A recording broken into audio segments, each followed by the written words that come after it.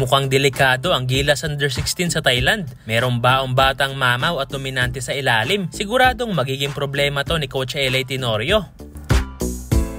So nagsimula na nga kahapon ang unang laban ng Gilas Under-16 sa Siaba at matagumpay ngang nakuha ng Batang Gilas ang kanilang unang panalo kontra sa Vietnam at pinangunahan nga ng dalawang batang Pascual ang Gilas at sa tulong na din ng kanilang big man na si Prince Carreño kaya madali nilang natambakan ang Vietnam. Ngunit sa early minute ng game ay nahirapan ang Batang Gilas dahil nakakadikit pa ang Vietnam sa score. Ngunit sa second half ay tuluyan na nga nilang naiwan si scoring ang Vietnam at tinambakan nila ng 51 points na merong final score na 113-62.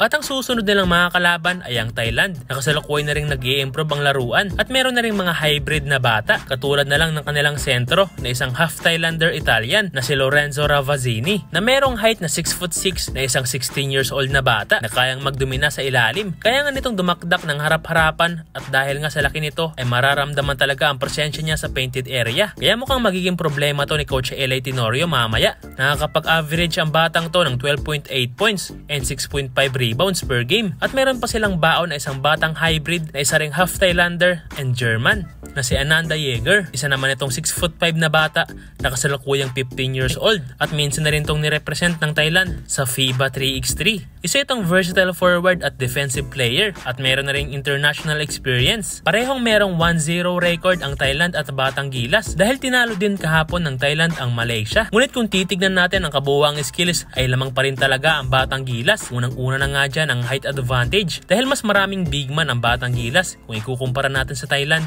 na di hamak na mas maliliit na player ang karamihan sa kanila. At pangalawa ay ang skills at playing style dahil ibang-iba talaga ang sistema dito sa Pilipinas kung ikukumpara natin sa Thailand. At kitang-kita naman to sa laro. At kung usapang history ay hindi pa nananalo ang Thailand sa Gilas Pilipinas, mapa junior division o senior division pa yan. Idagdag mo pa ang home court advantage. Kaya lamang na lamang talaga tayo ngayong Siaba, partida. Baguhang head coach pa ang naglilid ngayon sa Batang Gilas na si LA Tenorio. At sa tulong na rin ng kanyang mga coaching staff na sina Gabe Norwood at Richard Del Rosario ay mukhang makukuha ng Batang Gilas ang kampyonato na magiging ticket naman nila para maging qualify na makapasok sa FIBA Asia Cup Under-16 na gaganapin ngayong August. At silipin naman natin ang mga highlights ng mga batang baon ng Thailand para mamaya. อีกแล้ว3คะแนนลูกนี้ไม่ลงโอ้โหแล้วเก็บรีบาวขึ้นได้ฟาวลงครับลอเรนโซอีกแล้ว3คะแนนเบาเกินไปโอ้โหลอเรนโซขึ้นยิงไปได้มาแล้วครับลอเรนโซยัดเลยครับลอเรนโซเก็บรีบาวได้ซ้ำไม่ลงแย่งรีบาวกันอีกทีนึงเป็น